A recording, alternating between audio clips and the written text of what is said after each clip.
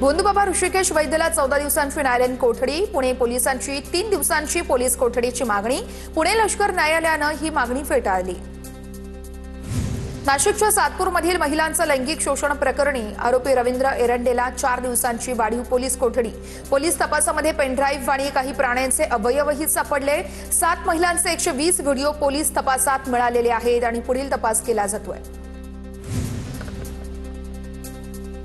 बातमी आता नागपूरमधून आहे। नागपुरातील 14 वर्षीय अथर्व मनोरे अपहरण आणि हत्या प्रकरणामध्ये 3 आरोपींना पोलिसांनी अटक केल्याची माहिती मिळते। शेजारी राहणाऱ्या मित्रानेच खंडणीसाठी अपहरण केल्याचंही समोर आलेलं आहे। अमरावतीच्या अंजनगाव सुर्जीमध्ये जादूटोण्याचा प्रकार समोर। जादूटोण्या प्रकरणी पोलिसांकडून तांत्रिकासह 4 जणांना अटक। अंबादेवी साखर कारखाना परिसरातील संपूर्ण घटना समोर।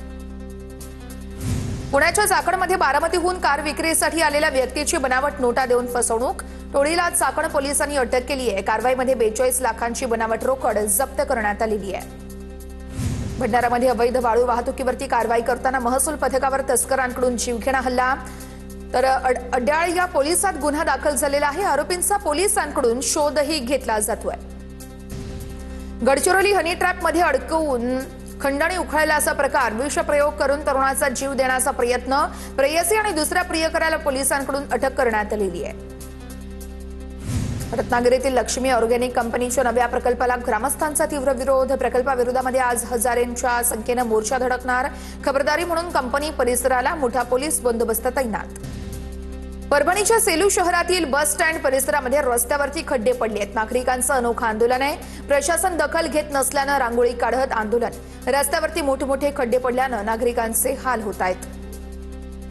जालना शहर महानगरपालिकेच्या सर्वसाधारण सभेत सत्ताधारी आणि विरोधकांमध्ये हमरी-तुमरी। सर्वसाधारण सभेमध्ये महात्मा फुले मार्केट उभारणीच्या प्रश्नावरती चर्चा करत असताना भाजप आणि शिवसेना नगरसेवकांमध्ये शाब्दिक चकमक। अहिल्यानगरच्या अकोलेमध्ये भोंदू अशोक खराच्या विरोधामध्ये माकपचं आंदोलन। अंधश्रद्धेला खतपाणी घालणाऱ्या मंत्री, आमदार आणि अधिकाऱ्यांच्या हकालपट्टीची ही मागणी। डॉक्टर अजित नवलेंच्या नेतृत्वात भोंदू खराच्या प्रतिकात्मक पुतळ्याचं दहन। भोंदू खराच्या निषेधार्थ बीडच्या शिरसाळ्यामध्ये कम्युनिस्ट पक्षाचं आंदोलन। भोंदू खराच्या निषेधार्थ कम्युनिस्ट पक्षाची जोरदार निदर्शनं। भोंदू खराच्या पाठीशी असणाऱ्या आमदारांचा राजीनामा घेण्याची ही मागणी। लातूर महानगरपालिकेसमोर भाजप कार्यकर्त्यांसाठी आंदोलन। गढूळ पाणी पुरवठा आणि बंद असलेल्या शहर बस सेवेचाही निषेध व्यक्त करण्यात आलेला आहे। जालन्यामध्ये जिल्हाधिकारी कार्यालयासमोर वंचित बहुजन विकास आघाडीचं गॅस टंचाईच्या विरोधात आंदोलन। चूल पेटवून भाकरी करत केला सरकारचा निषेध। मोठ्या संख्येने वंचित बहुजन आघाडीचे पदाधिकारी उपस्थित। यवतमाळ शहरामध्ये गॅस सिलेंडरच्या विरोधामध्ये वंचितचं आंदोलन। नगरसेवक डॉक्टर नीरज वाघमारे यांच्या नेतृत्वात महिलांनी चुलीवर झुणका भाकर तयार करत आंदोलन केलं। आखाती देशातील युद्धामुळे गॅस टंचाईचा सर्वसामान्यांना फटका। अकोलामध्ये वंचित बहुजन आघाडीचं चूल पेटवत आंदोलन। जिल्हाधिकारी कार्यालयासमोरच चुली पेटवत सरकारचा निषेध व्यक्त। लातूरमध्ये गॅस तुटवडा कायम आहे। 10 दिवस अगोदर बुकिंग करूनही गॅस मिळत नसल्यानं नागरिक संतप्त झालेत। गॅस मिळवण्यासाठी नागरिकांची एजन्सी बाहेर मोठी रांगही लागल्याचं बघायला मिळालं। वाशिम जिल्ह्यातील आडोळी गावातील ग्रामस्थांचं आंदोलन आता अधिक तीव्र। कर्जमाफी, पीक विमा आणि इतर प्रलंबित मागण्यांसाठी गाव विक्रीचा इशारा। 5 मैल फाटा या ठिकाणी रास्ता रोको आंदोलन। गडचिरोलीत 700 क्विंटल धान्य साठा। आदिवासी विकास महामंडळाच्या दुर्लक्षतेमुळे लाखो रुपयांचं नुकसान। या नुकसानीला जबाबदार कोण? शेतकऱ्यांचा इशारा। वाशिमच्या सुरकंडीमध्ये पाण्याच्या शोधात आलेल्या 4 रोही प्राणी विहिरीमध्ये पडल्याची घटना समोर। तर स्थानिक नागरिक आणि वन विभागाच्या अधिकाऱ्यांच्या मदतीनं रोहींना बाहेर काढण्यात यश। आंबा बागायतदारांसाठी येत्या गुरुवारी पुण्यामध्ये बैठक असणार। आंबा बागायतदारांना भेसळयुक्त कीटकनाशक विक्री झाल्याच्या कृषी विभागाकडे तक्रारी आल्यात। याचे आंबा पिकांवर परिणाम झाल्यात। रत्नागिरी आणि सिंधुदुर्ग जिल्ह्याच्या कृषी अधिकाऱ्यांना उपस्थित राहण्याच्या सूचना आहेत। अमरावती कृषी उत्पन्न बाजार समितीमध्ये शेतमालाची आवक वाढलेली आहे। दररोज जवळपास 800 गाड्या कृषी उत्पन्न बाजार समितीमध्ये दाखल होत आहेत। बाजार समितीच्या मुख्य प्रवेशद्वारावरती वाहनांच्या लांबच रांगा लागत आहेत। तूर, हरभरा तसेच गहू पिकाची मोठी आवक झाल्याचंही कळतंय।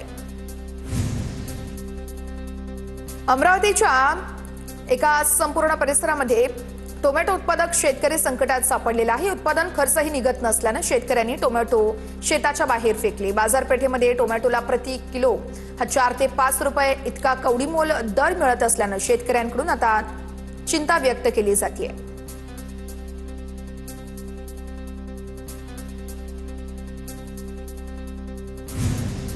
धाराशिव जिल्ह्यामध्ये 1407 हेक्टरवरील पिकांचं अवकाळी पावसामुळे नुकसान। फळबागांसह रब्बी हंगामातील बागायती आणि जिरायती पिकांचंही मोठं नुकसान झालंय। नुकसानीचे पंचनामे सुरू आहेत। शासनाकडे प्राथमिक अहवाल देखील पाठवण्यात आलेला आहे। बीडच्या अंबाजोगाईमध्ये आखाती देशांमधील युद्धाची झळ आणि अवकाळीचा तडाखा। टरबूज उत्पादक शेतकऱ्यांवरती दुहेरी संकट। युद्धजन्य परिस्थितीमुळे टरबूजाला भाव मिळत नसल्याने शेतकरी चिंतेत सापडलेत। तर अवकाळी पावसामुळे हातात तोंडाशी आलेल्या घास आता हिरावून घेतला जात असल्याने शेतकऱ्यांकडून नाराजी व्यक्त केली जाते। कोकणातील हापूस आंब्याच्या कमी उत्पादनाचा फटका वाशी मार्केटला बसलाय। आतापर्यंत रत्नागिरी, सिंधुदुर्ग आणि रायगडमधून आंब्याच्या केवळ 32,000 पेट्या दाखल झाल्यात। आवक कमी असल्याने वाशी मार्केटला आंब्याचे दर चढेच असल्याचं बघायला मिळतंय। जळगाव जिल्ह्यातील आंबा उत्पादकांनाही अवकाळी आणि वादळाचा फटका बसलाय। पंचनामे करून नुकसान भरपाई देण्याची शेतकऱ्यांची मागणी आहे। गेल्या 2 ते 3 दिवसांपासून अवकाळी पाऊस सुरू आहे। लातूर जिल्ह्यातल्या आंबा फळबागांसह आता इतर पिकांना देखील वादळी वाऱ्यासह पावसाचा फटका बसलाय। आंबा उत्पादक शेतकरी अडचणीत सापडल्यात। अनेक भागामध्ये गारा पडल्यानं आंब्याचं नुकसान झालंय। जळगावच्या शिरसोली गावात नागवेल पानाच्या मळ्यांना उन्हाचा तडाखा बसलाय।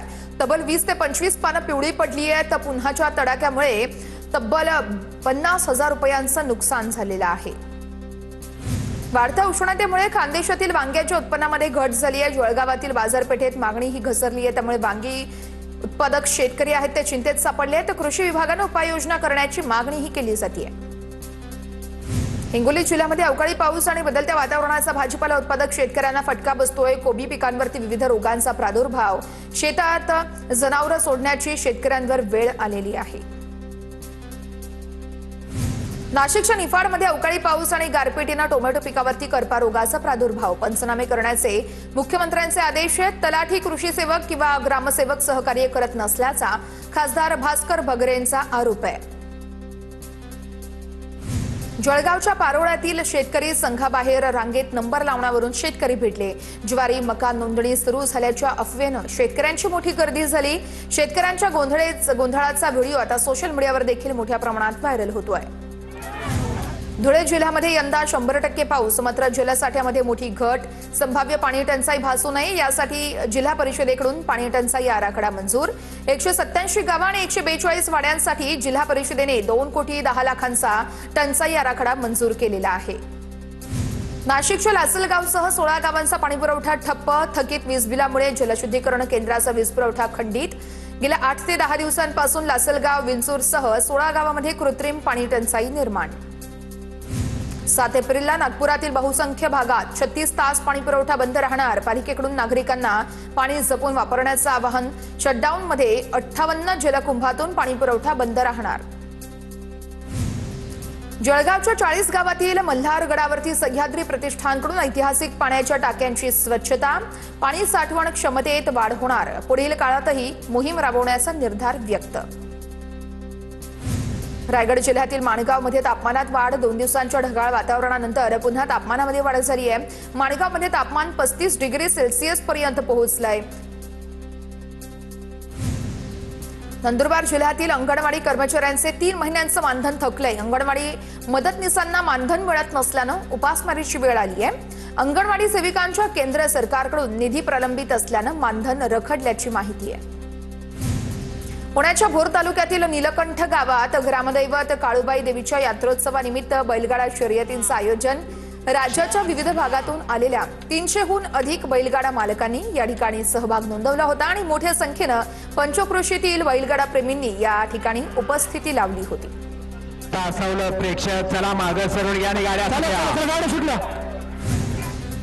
परभणीच्या महादेवाची नरवाडीमध्ये यात्रोत्सवानिमित्तानं बैलगाडा शर्यतीचं आयोजन। शर्यतीमध्ये तब्बल 141 गाडा मालकांनी सहभाग नोंदवला होता।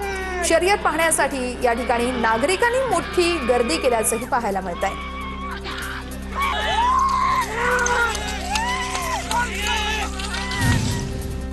जळगाव गुढे या ठिकाणी बैलगाडा शर्यतीत सर्जा आणि रुबाब बैल जोडी विजेते ठरलेली आहे। बैलगाडा शर्यतीमध्ये 270 बैलगाड्यांनी सहभाग नोंदवला होता। स्पर्धा पाहण्यासाठी नागरिकांनी मोठी गर्दी केली होती। सोलापूरच्या कुंभेजमध्ये ग्रामदैवत ज्योतिर्लिंग यात्रोत्सवानिमित्त कुस्त्यांचं आयोजन। जवळपास लहान मोठ्या 150 कुस्त्या संपन्न कुस्त्या पाहण्यासाठी कुस्ती शौकीनांची मोठी गर्दी। नागपुरातील राष्ट्रीय बॉक्सिंग चॅम्पियनशिपमध्ये खेळाडूंच्या जेवणासाठी सिलेंडरचा तुटवडा। व्यावसायिक गॅस सिलेंडर मिळत नसल्यानं केटरिंगवाल्यांनी चुली पेटवल्या। बेकायदा घरगुती गॅस सिलेंडरचाही वापर। कोल्हापूरच्या अंबाबाई मंदिरातला किरणोत्सव सुरळीत पार पडण्यासाठी गरुड मंडपाची उंची वाढवणार। किरणोत्सव अधिक अचूक आणि प्रभावीपणे पार पडावा यासाठी गरुड मंडपाची उंची 8 इंचांनी वाढवण्याचा प्रस्ताव। देवस्थान समितीकडून पुरातत्व विभागाकडे प्रस्ताव सादर। तुळजाभवानी मंदिरातील भवानी शंकर सभा मंडपाचं पिलरचं काम अंतिम टप्प्यामध्ये। मंदिर संस्थांचे विश्वस्त तथा आमदार राणा जगजितसिंह पाटील यांच्याकडून पाहणी। लवकरच सभा मंडपामध्ये खांब बसवण्यास सुरुवात होणार।